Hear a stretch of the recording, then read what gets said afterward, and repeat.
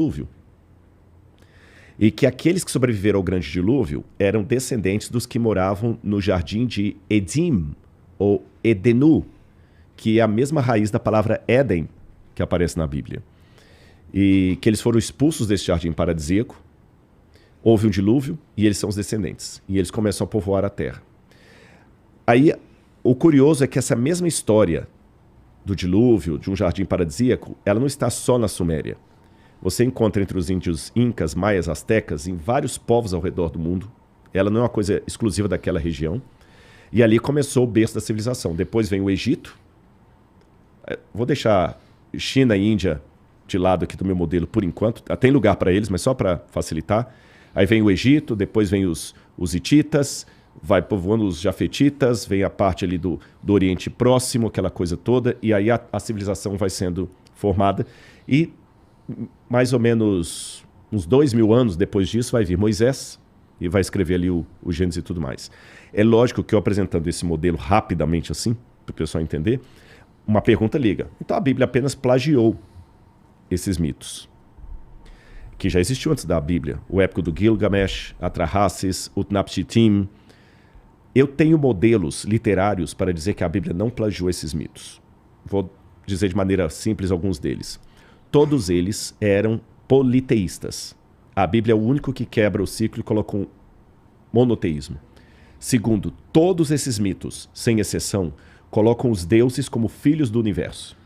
O universo se autoengendrou ou sempre existiu.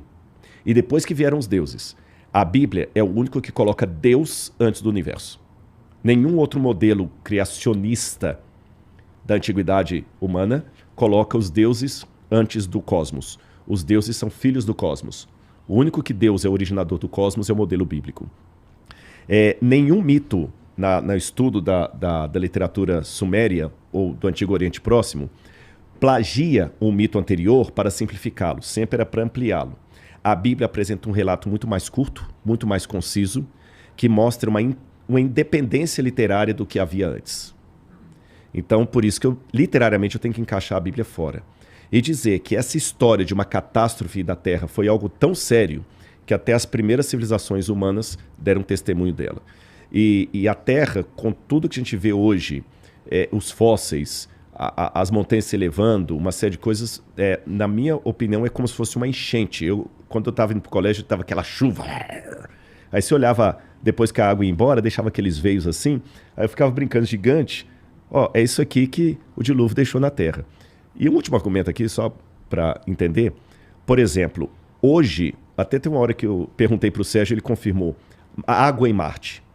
Como é que a pessoa sabe que havia água no planeta? Pelos veios deixados, pelas imagens. Marte tem as imagens da Terra. Então a Terra foi um grande mar. Ela foi inundada, o planeta inteiro. Para onde foi essa água? Olha os polos. Congelaram. Se os polos derreterem, você tem elevação do nível do mar tranquilo. Você tem os aquíferos, você tem águas, lençóis freáticos. Então nós temos água suficiente para inundar o planeta. Essa, em síntese... Mas termina aí que depois eu falo, porque tem uma visão errada da Terra, viu? Essa, em síntese, é a minha ideia do que seria o dilúvio. E as montanhas, ou a tectônica de placas e tudo mais, seria mais ou menos a ideia. Mas pode corrigir minha visão errada. Não. Primeiro falar do dilúvio, né? Assim, cara, eu não entendo nada de Bíblia, viu? Não, Zero. Talvez, pode ser que a Bíblia tenha toda uma linguagem, vamos dizer... Poética? Pode ser? Pô, não sei se é poética, né? Mas simbólica e tal.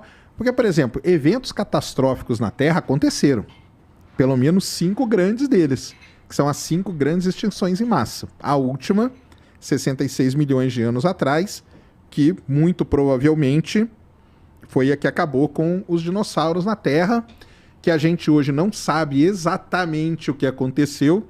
Pode ser que tenha sido o asteroide que bateu ali onde é Chicxulub hoje, mas também tem as trapas de Deccan, que é um evento vulcânico, de vulcanismo